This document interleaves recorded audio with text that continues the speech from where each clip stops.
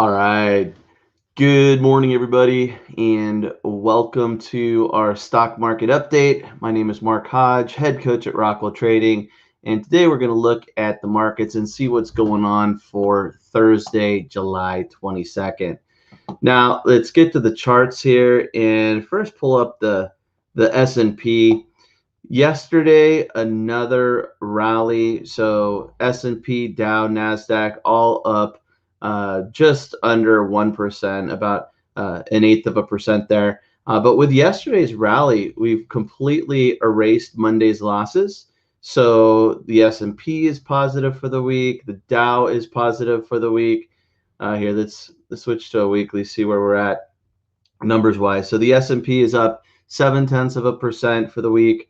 The Dow is up 0.3% for the week, and the NASDAQ is up 1.1% for the week. So up nicely for the week as we get towards the end of it, in spite of Monday's scary little dip there, right? So pretty strong rebound with back-to-back wins. But today things are shaping up to be a little more quiet, at least at the open. Right now, futures are flat. We see that the E-mini NASDAQ is up just a little bit, a tenth of a percent. E-mini S&P slightly lower, and the mini Dow slightly lower. So mixed results heading into the open. No real conviction either way. But there was a bit of a pullback after this morning's weekly jobless claim. So let's go to a 5-minute chart, and you'll see here that futures overnight up a little bit, pulled back a little bit, and then right around here we started to drop. And this was because of jobless numbers that were a bit of a surprise. I'm going to pull up the economic calendar here, and we can see that unemployment claims came in with 419,000 Americans filing for first-time unemployment. And this was a bit of a jump. This was the highest number that we've seen since May. So kind of coming out of the blue here. The forecast was for 350,000 people filing for unemployment. So the forecast was a continuation of that trend being lower. Not the case. And last week, the unemployment filings were 368,000. So a pretty decent jump that just kind of caught me and other traders by surprise.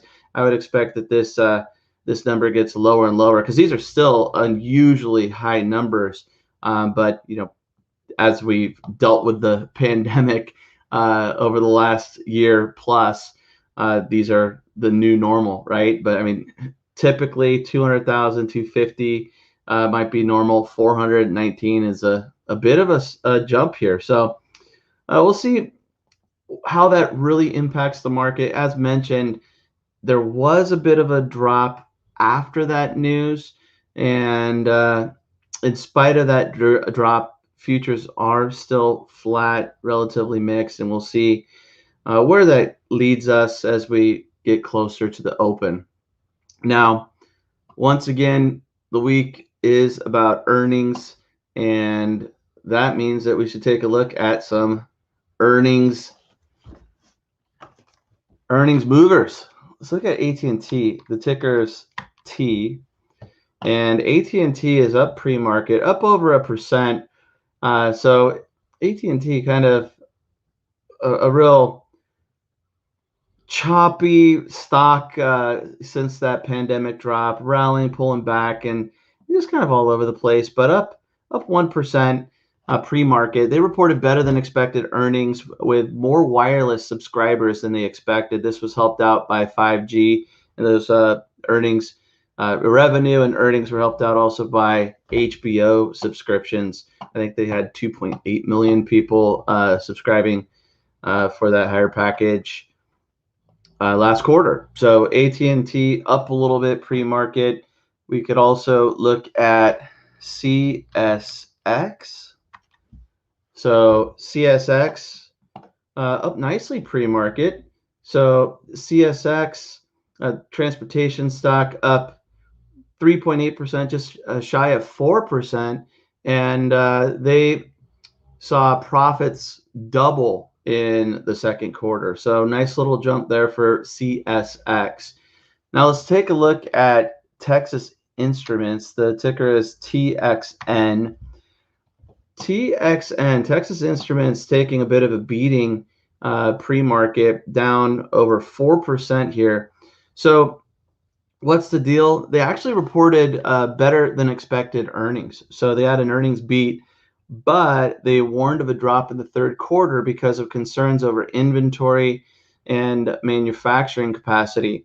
So this kind of goes along with the same pattern and narrative that we've been hearing, where earnings are strong, earnings are solid, the numbers look good this quarter, but there's supply chain issues here that we're talking about, capacity and inventory, and that that's not going away, at least anytime soon.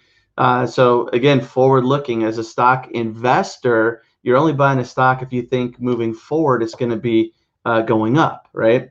And it sounds like there's some concerns here over what's going to happen in the third quarter, and a pullback with Texas Instruments really trading near record highs before this earnings report. So down pre-market in spite of an earnings beat. Another one that reported positive earnings, but could be a sign of what's expected to come, is DR Horton, the home builder. So they actually bounced back a little bit. Last I looked, I want to say that they were down about 4% pre-market, but now they're down just under 2%. So DR Horton, DHI, the ticker, they reported better than expected earnings, $3.06 a share versus a 281 estimate. They also raised their 2021 revenue guidance. But one thing that I heard is that with new homes, some people are being priced out of the market, and even mortgages are dropping a little bit. So we know that the housing market has been crazy, and there's really no inventory. So you'd think that new homes being built would be a good thing to increase that inventory for people to buy homes. But if people are getting priced out of the market, they're homes that people can't afford. And here's the wild card: what happens when there is more inventory on the used home market, right? A lot of this jump in housing prices is because there just hasn't been a lot of inventory out there. I'm friends with a few realtors, and it's been a crazy market. Is this drop? And this isn't a substantial drop. When it was down 4% plus, I was wondering, are we going to see some more, downside here? This is yet to be seen. But gosh, at some point, this is going to come to a halt. Whether it's a brief pause or a screeching halt is to be determined. But looks like traders are not. I think they were wanting more, or it was a buy the rumor, sell the news, better than expected earnings, but still down pre-market. Let's look at some airlines. Love Southwest, LUV, the ticker. So Southwest is down just under 2% pre-market. Now they reported a bigger loss than expected. Their loss was 25 cents a share, and the estimate was 23 cents a share. So a 2-cent loss that was bigger than forecast. They did have a revenue beat, and the airline expects to remain profitable for the rest of the year. So last 2 days, there's a bit of a rebound ahead of earnings, but down a little bit pre-market, just shy of 2% here, trading at 52.22 pre-market. American Airlines, another airline reporting, and American Airlines, similar story, nice 2-day bounce after Monday's dip, down 1.5% pre-market. They snapped 5 quarters of losses by posting a profit. So nice to see a profit from AAL, but the profit comes from some help from federal aid and also travel demand. So travel demand increasing, but it sounds like that profit was also because of some government aid. And trying to put a reference to sales, they said that sales are still lower by 35% compared to the second quarter of 2019. So really hard to judge this the second quarter this year based on the second quarter of 2020 with the pandemic numbers that we had. But going back to 2019, sales are still down 35%. There's some room to improve there if there isn't a hit to travel because of the Delta variant and a resurgence in COVID cases. So down a little bit pre-market, just like LUV. We saw a UAL report yesterday, but just curious. So UAL a little bit lower than the other two, down 1.4% pre-market, but kind of in line. Airline. Let's look at Delta just for reference. Delta, same situation as UAL. So all airlines down just a little bit ahead of the open. Big mover this morning. Crocs. Who the heck buys these things? Hey, no offense, Croc fans. I know that there are some avid Croc supporters and wearers, and you guys should unite and get excited because look at this post-pandemic run-up. This thing was trading down around $10 a share pandemic. In the pandemic, it was 34 before the pandemic, and I guess that this business has just exploded since, because Croc is going to be trading at record highs this morning when it opens, up about 9%. They reported $2.23 earnings per share. This was a pretty impressive beat. The expectation was $1.60, and they also reported a revenue beat, saying that they are seeing strong demand around the globe. So Crocs, the big winner for the day, and if you have some Crocs, you're probably happy right now. LVS, this is a symbol that I do own, and I've collected some premium trading the wheel on it. Got a nice little bounce the last couple of days. Was hoping that earnings would give this a bigger boost here, but down a little bit pre-market, down 2.8%. So trading back around $48 a share.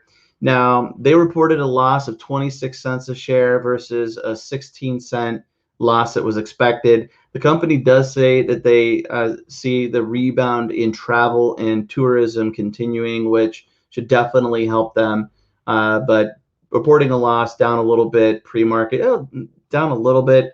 I mean, this thing's been moving in dollar increments, so being down $1.40 doesn't seem that big of a deal, but it is still 2.8%. So I was hoping for a bit of a jump here and a boost, but right now it looks like we're trading lower and we're trading around some support levels here. So hopefully that will hold up and we'll get a little more move to the upside, especially looking ahead at the potential of that rebound in travel and tourism. Let's take a look at the not the economic calendar, the earnings calendar, see what's going on today. So we had, let me make sure I refresh this. There we go. That looks better. So we talked about some companies before the open, and today after the close. Snap, a big one after the close. Twitter after the close. Intel after the close. Capital One, COF after the close. So some bigger names, and the earnings focus will continue. Also, some names tomorrow like American Express, Kimberly-Clark, Schlumberger. So earnings will remain the focus. For this morning, though, let's see where we go from here. Futures mixed heading into the open in spite of the bigger than expected weekly jobless claims. So that's going to do it for this morning's stock market update. You have a great trading day, make some money, and until tomorrow, happy trading, everybody.